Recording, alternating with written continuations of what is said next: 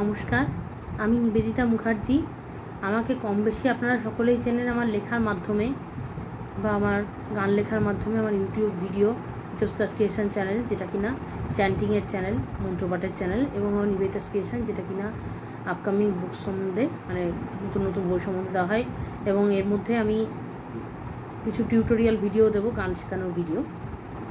যাই হোক, আমি আজকে খুব ছোট্ট করে কয়েকটি কথা বলছি, এবং এর মধ্যে আমার ভিডিওটা দেওয়া হয়ে ওঠেনি বিভিন্ন কারণে। তো তার মধ্যে অনেকগুলোই বই প্রকাশ হয়ে গেছে, আমি কিছুই বলতে পারিনি সেগুলো সম্বন্ধে।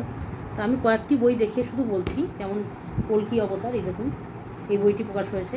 বাংলা অভিধান, এখানে ছোট্ট করে খুব সংক্ষেপে বাচ্চাদের উপযোগী করে কিছু অর্থ বাংলা অভিধানে যেমন থাকে, এবং পদ্য করে সেইগুলো ছড়ার আকারে পদ্য করে আছে।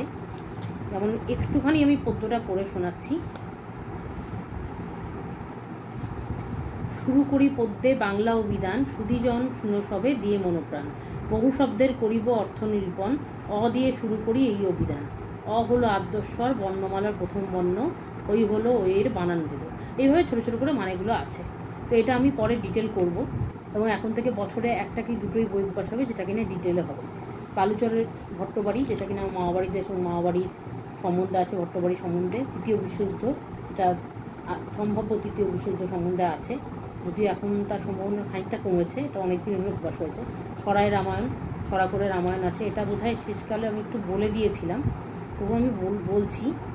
ফার্স্ট ভিডিওটাতে বলেছিলাম, শুনো সবে সুধীজন শুনো এই গাথা, আনন্দিত মনে শুনো রামায়ণ কথা, রামায়ণ কথা অমৃত সমান, করো সবে রামায়ণ গান। এইভাবে এইগুলো পদ্যাকারে সুর করে করে আছে। যেমন একটুখানি আমি গিয়ে শোনাচ্ছি। শুনো সবে সুধীজন শুনো এই গাথা, আনন্দিত মনে শুনো রামায়ণ কথা। এইভাবে পাঁচালী আকারে বহু বই রচিত হয়েছে। যেমন পদ্যে উপনিষদ বা গীতার খানিকটা পদ্য করেও রচনা হয়েছে, পুরোটাই আর কি, বা গীতার অর্থও তার মধ্যে আছে। তবে হ্যাঁ, ব্যাখ্যাগুলো একটা বইয়ের মধ্যে আমি ঢোকাতে পারিনি, ওটা ইচ্ছা আছে পরে অন্য বই করবো। বা ভূতের বই, বিভিন্ন গল্পের বই, কবিতার বই, এগুলো প্রকাশিত হয়েছে। এবং এছাড়া এই কল্কি অবতার বইটা আমি খুব শিগগিরই আসছে। রিসেন্টলি একটা ভূতের বই প্রকাশিত হয়েছে, ভূতের গল্পের বই আমি ছাপতে দিয়েছি, তবে এবছরও মনে হয় ছাপা হবে না, ওটা পরের বছর হবে। সায়েন্স ফিকশান বা এরকম বহু বই প্রকাশিত হয়েছে। এছাড়া প্রকাশিত যেটা হয়েছে, ছড়ায় মহাভারতটা এখনও প্রকাশিত হয়নি, খুব শিগগিরই হবে। আর গীতার কথা তো বললাম। আর এছাড়া প্রকাশিত হয়েছে কল্কি অবতার, সেটা ডিটেল করে কল্কি নাম দিয়ে খুব শিগগিরই বইটা আসছে, ওইটা প্রকাশিত হয়ে ওটা আসছে। এরকম বহু বই প্রকাশিত হয়েছে। তো এখন যেটা সম্বন্ধে আমি বলতে চাই যে নেক্সট ইয়ার আশা করি খুব একটা বই ছাপা হবে না, যেগুলো ডিউ থাকছে সেগুলোই ছাপা হবে। তো যেটা নেক্সট ইয়ার বা তার পরের বছর ছাপা হবে, 1-2 বছর সময় লাগবে বইটা ছাপতে, কারণ অনেক মোটা বই হবে।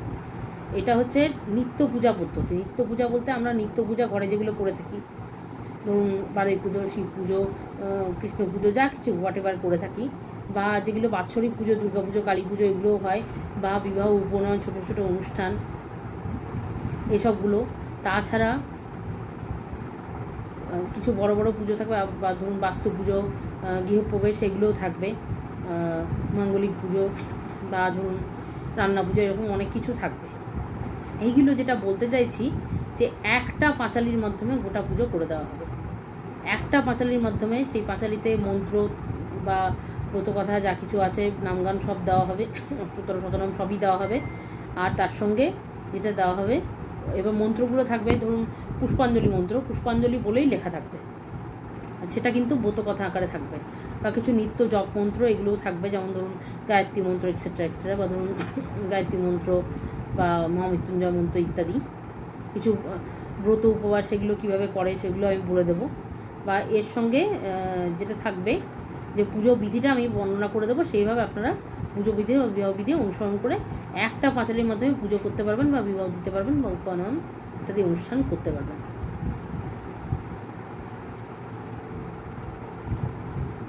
তো আমি একটুখানি করে শোনাচ্ছি। যেমন শনিদেবের পাঁচালি, এটা আপনারা বাড়িতে বড় ঠাকুরের পুজো এভাবে করতে পারেন, বা ইচ্ছা করলে বড় ঠাকুরের বিভিন্ন তিথি এগুলো তো আপনারা মন্দিরেও করতে পারেন, যেটা ইচ্ছা আপনাদের।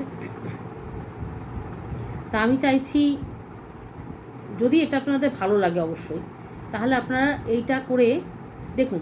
বড় বড় পুজো করতে কিন্তু প্রচুর পুরোহিতের খরচা, সেটা আপনারা অনেকের ধরুন বিয়ে করার ক্ষমতা নেই, বিবাহতেও প্রচুর পুরোহিতের খরচা, সেটা বিয়ে করার ক্ষমতা নেই, বা কেউ সংস্কৃত জানেও না, বোঝেও না, তার পক্ষে এটা খুব ইজিয়েস্ট ব্যাপার হবে, সব থেকে সহজ পন্থা এটা। কিছু কিছু তৎসম শব্দের মধ্যে আছে অবশ্য, কারণ হচ্ছে কি এটা একবারে সংস্কৃত থেকে যেহেতু অনুবাদ করা হয়েছে, তাও আমি যতটা পেরেছি মানে শুদ্ধ বাংলায়, সহজ বাংলায় করার চেষ্টা করেছি। একটুখানি করে শোনাচ্ছি। মণিদেবের পাঁচালী এভাবে বড় ঠাকুরের পুজো করতে পারেন, বিভিন্ন মন্দির টন্দিরও করতে পারেন। তাতে হবে কি এই জিনিসটা সকলের মানে এটা ফলো করতে পারবে, অনুসরণ করতে পারবে। এটা শুরু করছি। শুরু করো শনিদেবের পূজা আয়োজন, করো সবে শনির দেবের ভজন। এবার পূজার উপকরণ বলছি।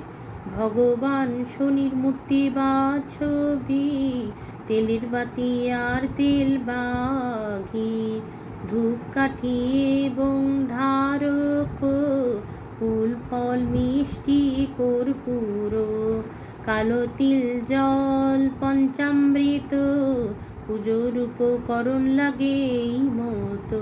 দেখুন পুজোর উপকরণ আমি কিন্তু সব বলে দিচ্ছি, এগুলো ফলো করলেই হবে। ধূপকাঠি, ধারক, ফল ফুল মিষ্টি সব বলে দিয়েছি। সরস্বতী পূজা বিধি আমি জাস্ট একটু একটু করে শোনাচ্ছি।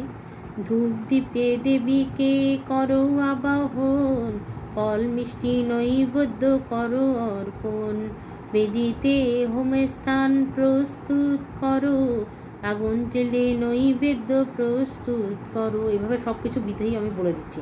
বাবা লোকনাথের ব্রত কথা। শুরু করো বাবা লোকনাথের পূজা, সবে মিলে বলো